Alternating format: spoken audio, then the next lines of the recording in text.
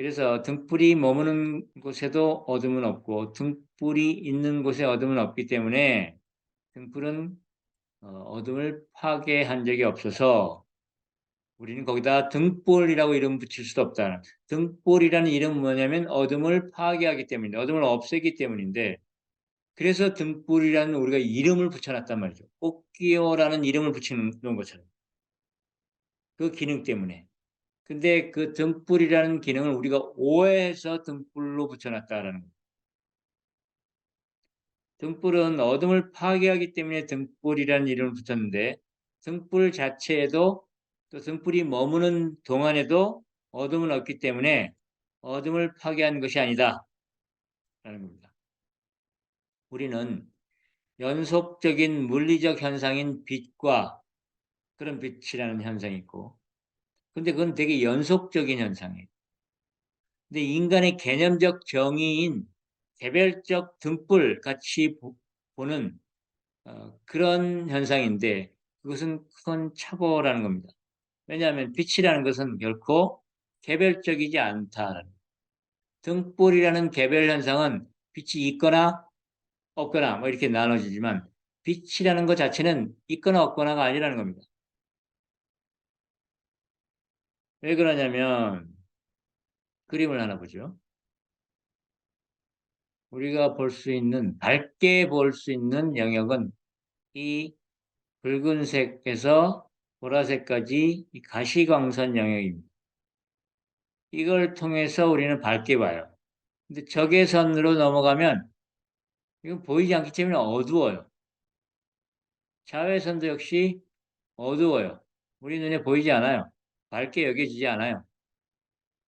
요새는 그래도 기술이 발전해서 자외선 카메라를 가지고 또는 적외선 카메라를 가지고 적외선 영역을 밝게 볼 수 있도록 됐죠. 적외선 카메라는 우리 몸에서 발산하는 열을 캐치해내는 열화상 카메라 같은 거 그런 것이 적외선 카메라죠. 그래서 뭐 붉은 기운이 보여요. 그죠? 자외선 역시 컴컴한 밤중에 쏴서 어, 보이지 않는 걸 보게 해주죠.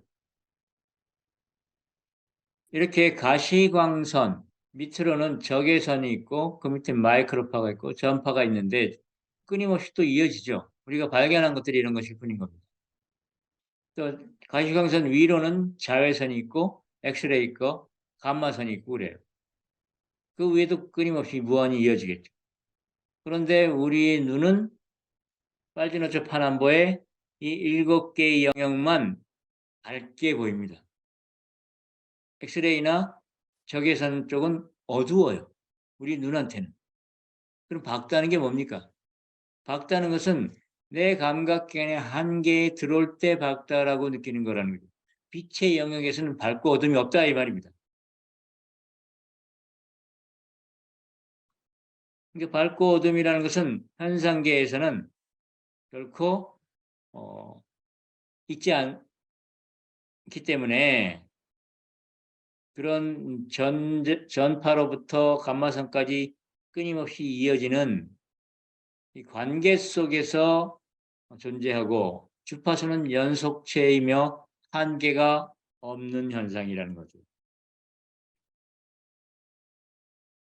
그렇게 우리가 볼 수 있는 무지개 색에서 적외선과 그 아래 마이크로파, 전파, 또 보라색에서 그 위에 자외선과 X선 영역, 감마선 영역, 그리고 그 위로 끊임없이 확대되는 이런 전체 전자기파들 모두가 빛인 거죠. 그런데 X선이나 감마선은 그 영역은 눈으로 보이지 않으니 그것을 또 밝은 빛이라고 할 수 없을 겁니다. 이렇게 우리가 빛이라고 부르는 현상 역시 감각기관과 연관된 밝다와 꼭 매치되는 것은 아니다는 거죠.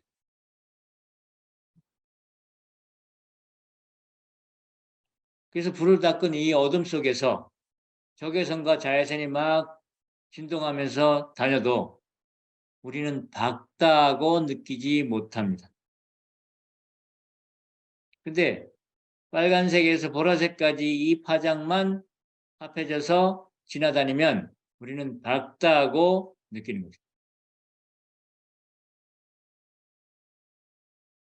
그런데 등불이라는 말은 어때요? 개별적으로 존재하는 것처럼 느껴집니다. 빛이라는 현상은 개별적이지 않아요. 존재하지 않는다 이 말입니다. 관계 속에서 뭐 어떤 감각기관한테는 밝게, 어떤 감각기관한테는 어둡게 느낌이 다르다는 거예요. 우리 강아지들 보면 밤중에 빛이 다 졌을 때 강아지들 눈 보면 어때요? 초록색 환하게 빛나죠? 그들이. 괜히 빛을 쏴서 걔들은 보는 겁니다. 걔들은 그렇게 밤에도 우리가 느끼는 밝음을 일부 느낀다는 거죠. 그 밝다라는 것은 개별적이지 않아요. 개별적이지 않다는 것은 등불이라는 것이 존재한다라는 의미에서 말하는 겁니다. 등불이라는 것이 존재한다면 이 등불의 빛은 모든 존재한테 밝아야 되겠죠. 등불이어야 돼요. 근데 등불은 개별적으로 존재하는 것처럼 보이지만 개별적이지 않다.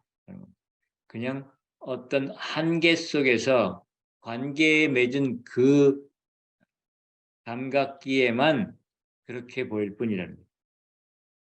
그렇게 등불이라고 우리가 이름을 붙여놓은 것은 우리한테 그렇다는 얘기입니다. 그러니까 등불이라는 게 있는 게 아니라는 거예요. 우리 인간의 감각기관에 맞는 거기에만 맞아떨어지는 어떤 아주 협소한 현상일 뿐이라는 거죠. 밝다라는 것이, 등불이 밝다는 것이. 그래서 등불이 있는 게 아니라는 거예요. 우리가 우리한테 맞게 개념화해서 분별해서 개념화해 놓은 것뿐이라는 거예요. 그와 똑같이 책상이라는 것이 있는 게 아니라는 겁니다. 책상이라는 것 역시 우리한테 맞게 개념화해 놓은 거죠. 그게 의자가 있고 책이 있고 하는 것 다 뭡니까? 그렇게 개념화 우리한테 맞는 인간의 한테만 맞는 자 지금은 이거 인간한테 맞는 걸 했는데 만약에 안경을 가지고 보면 어때요? 이게 사람마다 다 다르죠. 나는 이것이 안경으로서 역할을 하는데 이걸 가져가 다른 사람한테 주면 이게 아주 완전히 어지럽게 만드는 것일 수 있는 겁니다. 이건 나한테는 안경이지만 다른 시력이 다른 사람한테는 안경이 아닌 거죠. 이거는 혼돈을 일으키는 거예요. 왜곡시키는 막 찌그러뜨리고 사물을. 이렇게 또 세밀하게 들어가면 우리 각자가 다 다른 거예요. 각자가 느끼는 밝음, 각자가 느끼는 정돈됨 이런 게 다 다르죠. 그런데 우리는 등불이라는 이름을 붙여놓으면 마치 모두에게 적용되는 개별적으로 딴 사람과 다른 존재에 영향받지 않는 독자적인 등불이 있는 것처럼 믿게 된다 이 말입니다. 꽃기호라는 말이 꽃기호가 뭔가 변함없는 그 소리가 있는 것처럼 믿게 만들듯이 우리가 나라고 여기는 말도 똑같다라는 겁니다. 내가 나를 잘 느끼고 관찰해 보면 매 순간이 다르고 사람을 대할 때마다 매번 다른 사람 할 때마다 다 다른데 나라고 이름을 붙여놓으니까 변함없는 것 같이 느껴진다는 거예요.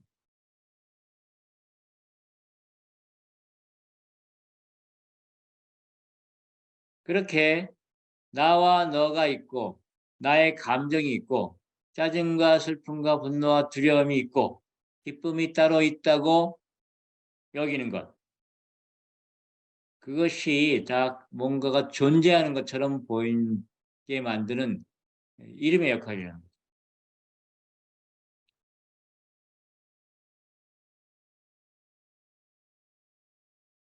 그런 것들을 다 빛이 현상계에 존재하는 것처럼 그런 모습으로 한번 봐 보십시오. 즉 슬픔이라고 이름을 떼고 그 느낌이라는 것은 빛의 영역이 이 왼쪽으로 무한히 내려가고 적외선 쪽으로 자외선 쪽으로도 무한히 확장돼서 이 빛의 전자기적인 영역이 무한 아래로 위로 무한히 확장되는 것처럼 슬픔이라고 여기는 것도 우리가 슬프게 느끼는 그 좁은 영역 거기 밑으로 가면 어때요? 상실감이 있고 그보다 더 내려가면 더 미미한 뭔가 저 잃어버린 듯한 느낌이 있고 뭐 이게 점점 내려갈 거고 점점 커질수록 비통함이 있고 비통함이 더 커져서 기절할 정도의 뭐 느낌까지 다가온 것도 있을 거고 그러다 그 슬픔과 기쁨이 막 번복이 되는 경우도 있겠죠. 이렇게 그 슬픔의 영역이라는 것이 무한히 이렇게 확장되는 것인데 그중에 좁은 영역, 내 마음, 내가 도장 찍어 놓은 이런 게 슬픔이야라고 이름 붙여 놓은 그 느낌의 한계 속에서 이것은 슬픔이야라고 이름 붙이고 있는 거다라는 그 모든 건 하나의 아래로 위로 무한히 확장되는 스펙트럼과 같은 겁니다. 그런데 그중 일부를 잘라내서 이것은 기쁨이고 이것은 슬픔이고 이것은 두려움, 분노라고 이름 붙이고 있는 거죠. 마치 끊임없이 변하는 소리를 꽃기호라고 이름 붙여 놨던 것처럼. 근데 실제로 귀로 들으면 꽃기호는 없어요. 근데 꽃기호라고 우리가 이름 붙여 놨죠. 그래서 우리나라에 오면 미국 사람들이 꽃기호라고 듣는 게 아니라 코코도도도라고 듣겠죠. 우리 닭소리도. 근데 우리는 미국에 가서도 꽃기호라고 들을 거고 자기가 이름 붙여 놓은 대로 듣고 있다 이 말입니다. 그 모두가 하나의 흐름인데 말이죠. 그 흐름 속에서 감정이라 이름 붙인 것 또 나타났다 사라지고 너와 나라는 생각도 나타났다 사라집니다. 한계 없는 사실은 의식의 흐름인 거죠. 이름만 붙이지 않는다면. 그리고 그 의식의 흐름은 근본의 장위에 떠오른 물결과 같은 것입니다. 자, 지금 한번 눈을 감고 자신의 의식의 흐름을 한번 느껴보십시오. 존재 위에 흐르는 그 모든 내적인 현상들을 느껴보는 겁니다.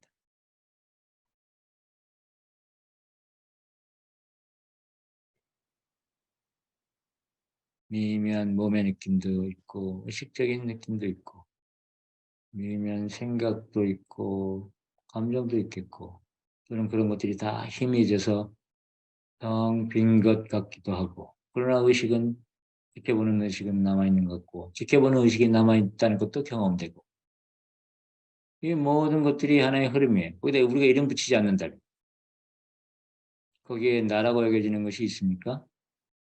뭐 내 몸이 있네 하고 몸으로 즐겨가 버리면 그걸 기반으로 해서 내가 있네라고 생각이 껴들 거고 그러나 그런 생각도 역시 뭐 경험되고 있는 한 흐름 중에 일부인 겁니다. 그 흐름들을 그대로 느끼면서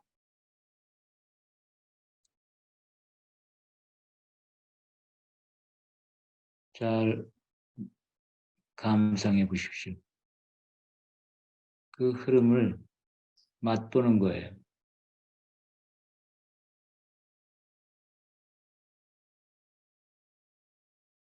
사과를 한 입 베어물고 그것의 맛을 음미하듯이 의식의 흐름이 지나가는 것을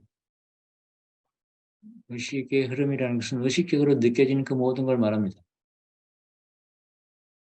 그것들이 지나가는 것을 음미해 보는 겁니다.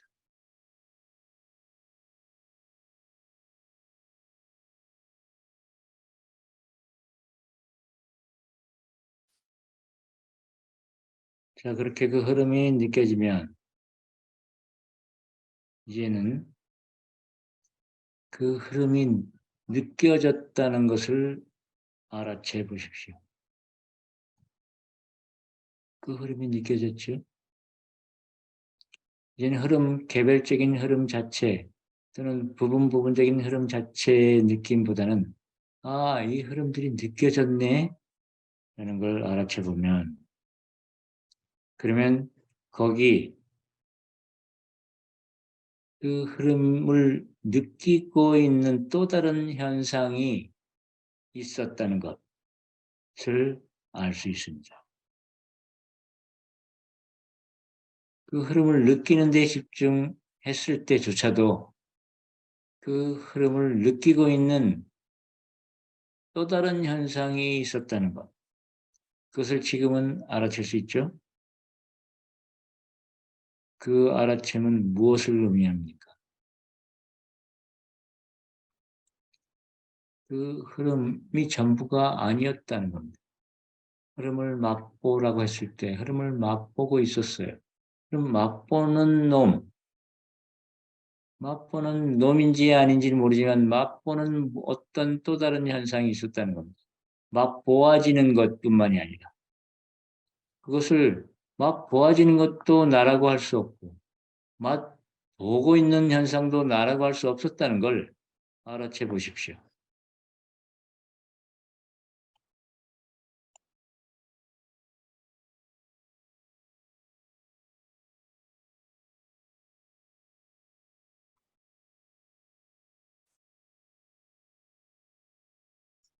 이런저런 느낌이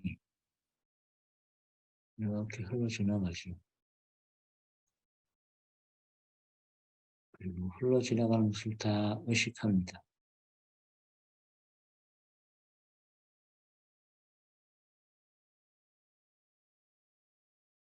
흘러 지나가는 것을 음미하는 것에 집중했다면 그것을 음미하고 있는 자신은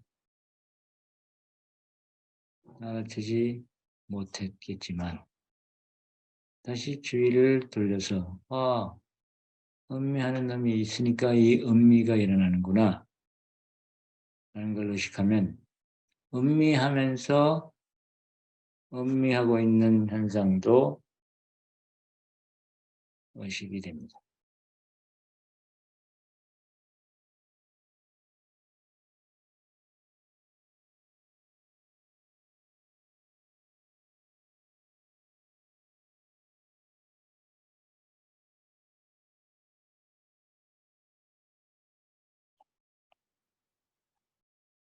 자, 그 흐름을 충분히 느끼고 그 흐름을 느끼고 있는 놈도 알아챘으면 천천히 돌아옵니다.